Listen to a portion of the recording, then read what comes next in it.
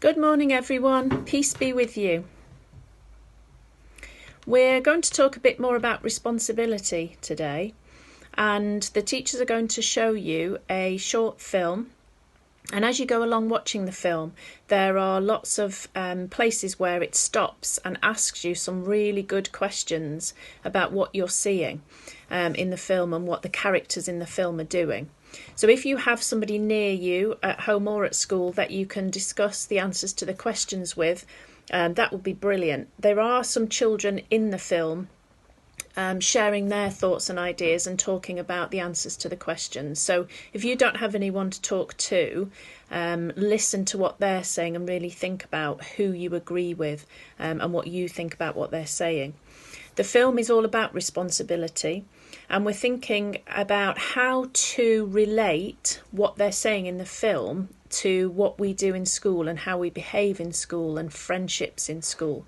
That doesn't matter whether you're in school now or not, because obviously you will be soon, even if you aren't at the moment.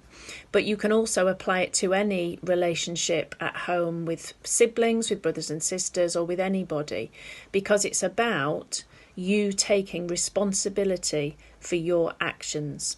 So watch the film, have a chat about the questions, have a think about what's going on, and then we'll come back briefly at the end to see what you thought.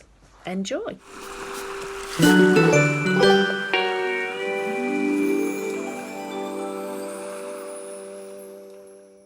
On the banks of a river sits a scorpion. This scorpion has got lost, and she's separated from her family by a huge river. Now, you may not know this, but scorpions can't swim. So she can't cross it. She's stuck. Ribbit. Oh, at that moment, a frog passes by. Ribbit, ribbit. Now, of course, frogs can swim, so she asks the frog for help. Says the frog. I don't think so. Scorpions and frogs are deadly enemies. Scorpions sting frogs. When we're halfway across, you'll sting me. Why would I do that? Says the scorpion. It makes no sense. If I sting you, I won't get across the river to my family. But the scorpion can see that the frog's still not sure, and so she says, I promise I won't sting you. What do you think? Should the frog carry the scorpion across? What they do is to feed stick frogs. We have to eat it because we have to. I think that the frog should carry the scorpion across the river because she's probably tired and exhausted from running around. When she gets to the other side of the river, she won't have time to sting the frog and then carry it all the way back home because she'll be so tired already. Actually, I disagree, but scorpions can't resist poisoning people or other animals because it's actually in their nature that they will sting or not sting. Eventually, after a lot of pleading from the scorpion, the frog agrees to carry her across the river. Oof. Now, what looks like a short distance to you is quite a long journey for a frog, especially when you've got someone your own size on your back, and it's a scorpion. Woohoo! Halfway across the river, the frog feels a sharp pain on his head. Ow! The scorpion has stung him. Why did you do that? Screams the frog. Now we'll both drown. I can't help it, says the scorpion. Scorpions sting frogs. It's in my nature. And with that, both the scorpion and the frog sink down into the river. Who was responsible for what happened to the frog and the scorpion? I think it was the frog's fault because if he didn't carry the scorpion across the river halfway, they both wouldn't have died. I think it's the scorpion's fault because even though if it's in your nature or in your personality to sting this person, sting that animal, you can actually stop yourself. I think they were both responsible for it. Scorpion's fault for breaking her promise and the frog's fault for knowing that she's going to sting him but not being clever enough to not listen and swim away. What did the scorpion mean when she said it's in her nature? When the scorpion said it's in my nature, I think she meant that it's what all her kind does and it's what she grew up to do and what she's going to grow her little kids up to do. That's all very well for frogs and scorpions, but what does this have to do with humans? Well, let's take Kareem as an example. Kareem's always been a bit, well, careless with other people's things.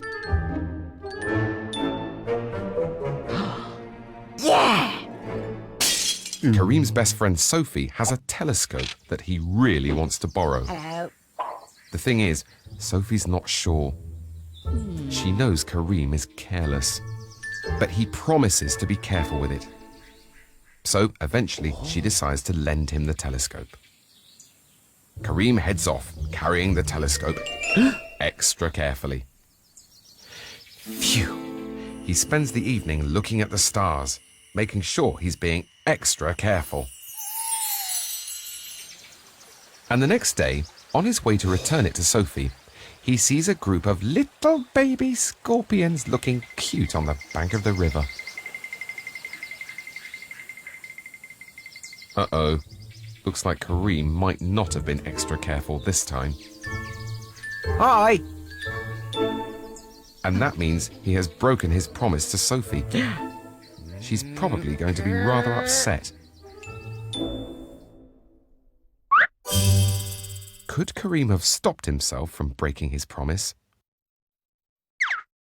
I know it's in his nature to be careless, but he has to remember that this is his best friend we're talking about, someone that he's known for a long time probably, and when he says, I'm going to bring it back to you, he has to remember that in his head. It's like, imagine you're at a buffet and there's lots of food and you've had lots. You can stop yourself from eating lots of food. It's up to you what you want to do.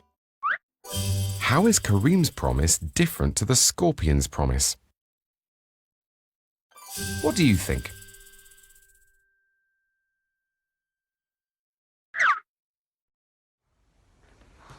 Okay, so hopefully you managed to have a really good discussion about the things that were raised in the video, and talk to somebody about how that might relate to what you do in school and how you behave and how you treat friends in school.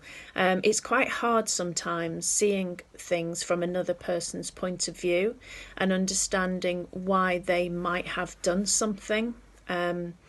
And what's really important is if everybody takes responsibility for their actions, then that helps to have less conflict, fewer arguments, because you accept where you might have gone wrong in a situation and can better understand why another person did what they did as well. So it's really important to not blame other people and say it was everything was everybody else's fault, but actually think, okay, so how could I have done things differently, or what could I have said that would have meant that situation was better or didn't happen? So it's all about taking responsibility for what you do, accepting the situation and what you did in it. Okay, so I have a little poem. I had a poem for you last week. I've got another short poem about responsibility. And once I've read that, I'm going to carry straight on into a really short prayer to finish off this morning. So the poem is just called Responsibility Poem. It goes like this. I am responsible for all that I do, from turning in work to making friends too, to be kind or mean. It's up to me just how much I will learn. The grades that I get will be the grades that I earn. I make the choice to be happy or sad, to have a good day or have one that's bad. So I will choose what's best for me. I am responsible. I hold the key. Dear Father God, help us to take responsibility for our actions in school and in doing so, better understand our friends. Amen.